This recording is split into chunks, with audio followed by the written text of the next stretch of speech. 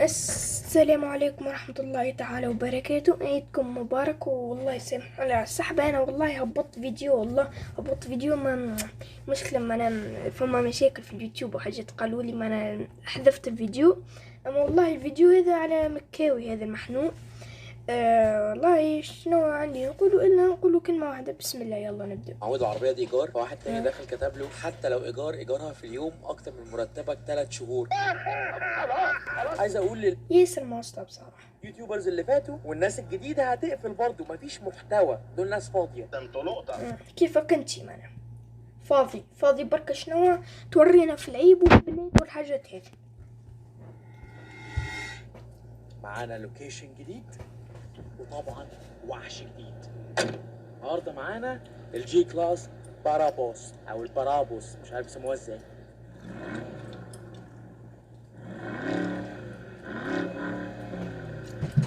ملهاش حل. بصوا يا جدعان من قدام. اظن بقى قبل ما اعرق نبتدي الشوت. وكده الشوت كومبليت. من اكتر الحاجات اللي بحبها في الشغلانه دي، الناس فاكره يوتيوبر بحب الفيديو، انا بحب الصور جدا. اي كالش انتي كل صورك حرام وحاجات هذه مكاليش معناها، شلون نتوقع معناها؟ عندي حب ليها رهيب، يمكن عشان بعملها فور فن مش اكتر، ما بجيبش منها فلوس زي الفيديو، فالشغف فيها لسه موجود. المهم بقى وات اي قال ما انت ما نجيبش منها فلوس، ما انت للدرجة هذه تكره الفلوس؟ ما فهمتش اقسم بالله. ما انا تحب الفلوس ولا تكره الفلوس؟ فهمنا يا مكاوي. النهارده هاخدكم معايا في يوم كده في حياتي ونشوف قصه الانتقادات بتاعت الفتره الاخيره دي، نرد عليها. مكاوي نصاب، مكاوي بيدعو للفجور، عندهم الحق في كل حاجة يقولها. ليه؟ عارف انها اي انا اقول لك محتواه فاسد، مكاوي معهوش فلوس، مكاوي بيضحك عليك، مكاوي. هنشوف القصه دي. قبل بس ما نرد على الانتقادات لازم نعرف ايه اسبابها الاول. ايش اسبابها الاول؟ وما اولا انتقدت اسبابها المادة الفشخرة اللي انت وريه. ما انا لابس مريول خلع في حرارة منعرفش قد اوكي عندك العذر انه حار الدنيا، اما قدام الناس تلبس البس حاجة نص يد على الاقل. اول سبب وده اظن واضح، المشاهدات. طبعا اظن مشاهدات اللي هم عندهم مشاهدات أكثر منك. أنت فيديوهاتك مشاهداتها متوصلش حتى 100,000 حرفيا. أما هنودي عمر وأبو الروب ما شنو انتقدوك عندهم مشاهدات أكثر منك بالدبل. انا وانت عارفين ان اسم مكاوي من اكبر اسماء صناع المحتوى في الوطن العربي. اول 6 شهور بس من 2023 احنا مجمعين فوق مليار مشاهده على كل منصات التواصل. أي عادي. مثلا عندك بدر أبو النوح، وصل تقريبا مليون ومليونين تقريبا على أقل من عام، أقل من شهرين وصل مليونين. وهذا شنو قولي مش مهم المشاهدات، ترى خاطر انت اسم مشاهدتك الناس تضحك عليك، ومشاهداتك بالفجر والظلم، والناس اللي ذوكم يسخيبوا اللي يتبعوك الله يهديهم برك. الاجتماعي، فيسبوك، تيك توك، يوتيوب الى اخره. فطبعا صناع المحتوى التانيين بما ان مفيش محتوى ما عندهمش حاجه يتكلموا عليها. كل محتوى ما عندهمش حاجه يتكلموا عليها، عندهم الدنيا كلها يتكلموا عليها، عندهم كل شيء يتكلموا عليه، كل شيء عندهم. اي حاجه موضوع المقلب على السوداني ذاك ومنعرف شنو والطيتان وكله يجم يتكلم. مش بركة انتي راهو، ما انتي محور الكون الناس كلها تتكلم عليك. هم تهريج وتريقه. بيتكلموا على مين عشان يجيبوا مشاهدات؟ عشان محتواهم مش شغال اصلا. طبعا يتكلموا على مكاوي وغيره الناجحين. مكاوي المشاهدات مبتوصلش حتى 100,000 في اخر شهرين، وصلتش حتى 100,000. فما تعاليش يحكيوا عليك يا مكاوي، فسرنا برسمك. ده للاسف بيجيب لهم هم مشاهدات عشان من اكتر الاسامي اللي الناس بتدور عليها في المحتوى المفيد. فازاي نستغل العكس قصده، الفاجر الكافر المحرم في الاسلام في كله. وانتوا نستفيد منه ازاي؟ نتريق عليه فالناس تتفرج. وهنا هنيجي لتاني سبب، الناس دايما بتتشد للسلبيه والحاجه الوحشه. الاعلام مبرمجنا كده من زمان. هتفتح الاعلام، هتفتح الاخبار، هتفتح اولا مش نجيب لك كذبه دون نعمل اجزاء خاطر حاجات في اليوتيوب. اولا انتي كان الإعلام يقول لك أخبار سلبية، هذيك أخبار العالم. أنا العالم مستحيل يكون فما أخبار إيجابية. ما أنا الأيام هذه ما بربي، ما أنا كان مثلا قبل، كان نرجع أيام قبل تلقى أخبار إيجابية برشا. ما أنا فتح هذا ما عمل، أما تو ما عادش فما. ما أنا كاو الدنيا طايحة، ما فماش أخبار سلبية. ما أنت علاش الإعلام أنا قالك لا أخبار إيجابية نحبوش؟ ما أنا نحب نشوفوا كل أخبار العالم الحقيقية اللي هي السلبية أغلبيتها. لا خلينا نشوفوا هكا، خاطر شنو الناس تحب تتفرج هكا، مش خاطر هي اخبار حقيقيه. اي حاجه في السوشيال ميديا هتلاقي دايما الحاجات الوحشه، الحاجات السلبيه هي اللي بتتذاع. الناس بتحب تتفرج على دوشه، على سلبيه، على ضجه، على حاجه مثيره للجدل. والعيب مش منك او من غيرك، العيب مننا كلنا كمجتمع. احنا لو تقول على الانسان وبعد على المجتمع بتشد الحاجات دي. وطبعا صناع المحتوى اللي ما عندهمش محتوى بيستغلوا حاجه زي دي. وثالث سبب طبعا وهو للاسف الحقد والغيره. معظم الشباب غيره من واحد فاجر كيفك ما نعرف، سبحان الله، اللي بتتريق. ومعظم صناع المحتوى اللي بيتريقوا عارفين ان انا احسن منهم، عايش العيشه اللي انا عايزها، معايا فلوس. مش نعم يا رب. مش لون عليه في المونتاج مع بنية ويقول هذا مش فجر وهذا مش فجر وهذا مش فجر. اكتر منهم، معايا جسم احسن منهم، الناس عارفين اكتر منهم. اي اولا فلوس، مش فلوس اوكي عادي، اشكر انكم لازيدنكم. والفلوس ما يشحق، الفلوس عادي اوكي تنجم تاخذها، تنجم تعمل اي حاجه بديل عليها. فلوس عربيات كيف ما تقول انت، عندك اي حاجه، عندك تنجم تاخذ عربيه معناتها جديده 165,000 موديل العام، هكا يكون عندك عربيه باهيه. وجيم او جسم تنجم تمشي جيم هكا عادي. شهرة، عربيات، شكل حلو، جسم حلو، كل حاجة حلو. فالطبيعي سامحني شهرة الكل يتكلموا عليك تقريبا أشهر منك يا مكاوي. الفطرة عشان هم ناس مش كويسين، بدل ما يتشجعوا يجيلهم إلهام، أول حاجة بتجيلهم الحقد والغيرة والحسد. وأنا ما بحبش أفهم نفسي إن أنا محور الكون، بس للأسف دي العكس جات لا مفر منها، ومعظم الناس بتعاني منها. انا واحد مش محتاج اثبت لك اي حاجه، ان الناس اللي معايا من اول ما ابتديت عارفه كل حاجه، عارفه انا كنت فين وبقيت فين. مش محتاج اقول لك انا معايا فلوس، مش محتاج اقول لك انا بشتري عربيات، مش محتاج. العكس.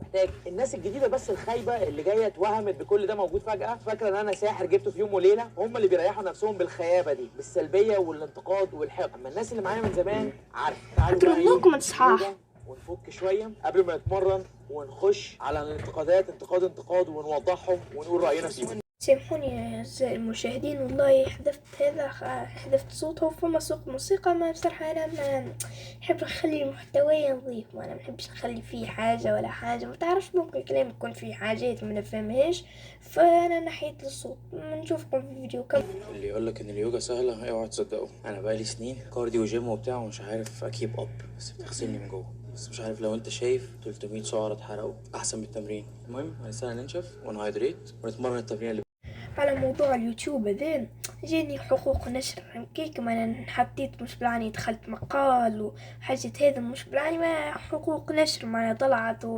بصراحة ما حاجات كبيرة وما نفهمش فيها، فانا حيت الفيديو على طول. وزاد ما حاجات تقولك ملكية الحساب، وانا بصراحة جديد وربنا حديد يا شيء. شوف شنو انا ما نحبش نوريك اني محور الكون. شنو هذا؟ تعالوا نعمل تشيك على الفورمه.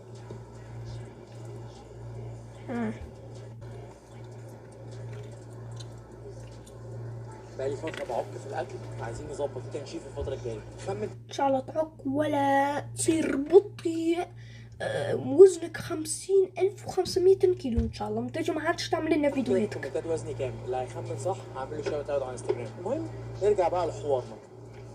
بص يا سيدي بقى، نمسك حاجه هنرد النهارده على انتقاد لاول مره والاخر مره، عشان انا ما بحبش السلبيه والهلع. طاقه رايحه على الفاضي. اللي بيقولوا مكاوي نصاب دي جديده الحقيقه، بس الموضوع انتشر. جديده من اول ما حللت قناتك من قبل 4 سنين فجاه لما اتكلمت بزياده عن الفلوس الفتره اللي فاتت، بالذات على قناتنا الثانيه قناه التداول. تنجم تزيد النصب بتاعك، اما في الصراحه شوف نجمش نظلمون في التداول، ولا ما نعرف حد شيء. مكاوي تداول نصب، انت نصاب، وهكذا. مع ان مفيش فيديو واحد قلت فيه حط فلوسك بجد وانت لسه مبتدئ في التداول وتداول. كل الفيديوهات بقول ابتدي على الحساب التجريبي وما تحطش فلوس بجد لحد ما تطبق بايدك على الحساب التجريبي على الاقل 6 شهور، تضاعف الحساب التجريبي 3 4 مرات. معظم اللي بيحصل الناس ما تبقاش عارفه اي حاجه في التداول، فاكراها سبوبه، تتعامل بتهور، ما بتحاسبش نفسها، تخش بفلوسها فاكراها سبوبه تخسرها كلها، يرجع يقول مين اللي قال لي على التداول؟ مكاوي نصاب، مش هو اللي حمار. انا ما نعرفش والله، ولا نعرفها كده. حاسبش يكون نفسه، عندي مفيش تجربة، accountability. ما نظلموش. حلو يا سيدي. نيجي على تاني حاجه، مكاوي بيقول لنا نظبط بنات ونعرف بنات ونمشي معاهم وده حرام. انا عمري ما قلت اعمل حاجه مع البنت غلط. لا والله. وفيديوهاتك شنو؟ سامحوني معنا. لا لا لا لا، سامحوني يا جماعة، كان نحيت الفويس خاطر ما عرفتش نشرح حاجة. تو نشرح. انا قصدي الثمنين معناتها يروج الخروجات عن طريق الثمن. اول ما تدخل الفيديو وتشوف تصويرها تشوف مع بنية تقريبا معناها ممكن تقريبا نص الفيديوهات من بنات يحكي عليهم، يلمح بطريقة غير مباشرة انهم يخرج معاهم. مثلا القدوة، مثلا اي حاجة يعملها قدوتك انت باش تعملها. فهو زمزم الناس القدوة نتاعو يصير يخرج مع بنات برشا ايام هذه. معناتها شنو كانوا نقولهم؟ هيا اخرجوا مع بنات، اما شنو تحت الطاولة. انا كل اللي انا بتكلم فيه ازاي تتكلم بثقه، ازاي تتعامل بثقه، ازاي. لا والله ما تنجم نشوف واحد اخر غيرك. انت شنو تورينا في فلوس، تورينا في واحد، تورينا في حاجات حرام، ونص فيديوهاتك مش نعمل لها كشره، مش نلونها ولا نعمل لها حاجات هذيك في المونتاج. والله مش تعبني راك. ما تعوقش مع البنات اللي انت هتشوفها في الجامعه ومع البنات اللي انت هتشوفها في الشغل. جو ان مفيش بنات في حياتك وحرام ومش هتشوف بنات خالص على الكوكب. انا مش عارف انت جايبه منين، انت مش شفتش حياه عمليه ولا ايه؟ ما رحتش جامعه، ما دخلتش شغل، البنات حواليك في كل حته. انا كل اللي انا بتكلم فيه انك لما تتكلم معاهم وتتعامل معاهم تبقى كويس، ما تبقاش لطخ. لو ده انت شايفه غلط يبقى روح عيد. عامل هكا، ما توريش مع بنات عريه واحد، ورينا شنو نضيف واعطي امثله على الاقل. اقعد زمزمتك عامل واحد انت ومع هذا اقعدوا تكلموا كانكم وليد وراجل على الاقل. تجم شنو حياة العمل وحط تحذير على الاقل. انت ما تعمل حاجه شيء، انت تحط بنات عريه كله ما في كوكب لوحدك. الناس اللي بتبعد عن البنت طول حياتها دي وتتجوز جواز صالونات هم السبب في نسب الطلاق اللي بقالها سنتين اعلى حاجه وصلنا لها في حياتنا. ما شافش بنت في حياته واتجوز جواز صالونات، ما يعرفش يتعامل اصلا مع ست، وطبعا خلف منها زي الحمار، وطبعا الجوازه ما كملتش. لا معناها الخلافة تو صارت مع المكاوي صارت حمار. معناها أهم حاجة في الزواج هي الخلافة أصلا. ما أنت بربي فتح مخك عشان هو لطخ فطلقها. حاجه صغيره بس من النتائج اللي هو ما تعرفش بنات خالص في حياتك. اول بنت تعرفها تروح تتجوزها على طول. فوق. انا مش عارف الناس اللي بتكتب كده في الكومنتات عايشه في انهي كوكب. ايه الكوكب اللي عايشه في كوكب الارض ومخها طبيعي، اما انت مخك في كوكب زحل. مفيش بنات، ده نبعد على البنات كلها، ما تبصش، بص على الارض فوق. احنا في 2023. بكرر تاني، ما تعملش اي حاجه غلط مع بنت. انا ما بقولش كده، انا بقول انك لما تتكلم تعملك بطريقه غير مباشره وبعد تقول انا مظلوم. والله يذكرني ابليس في يوم القيامه، والله يذكرني بابليس.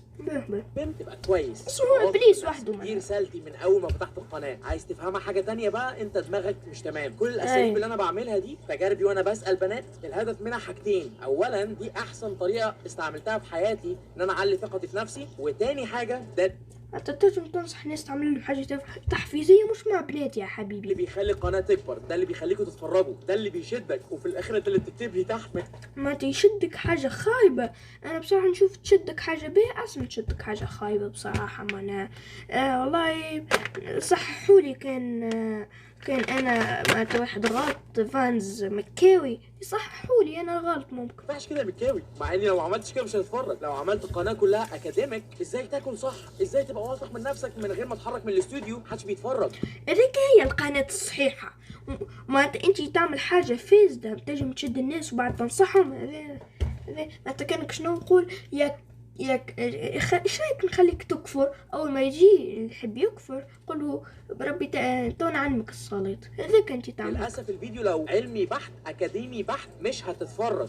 يا جماعه توا شنو مش نكمل جزئين خاطر الفيديو بصراحه طويل، مش نرد عليه، فنشوفكم الجزء الثاني.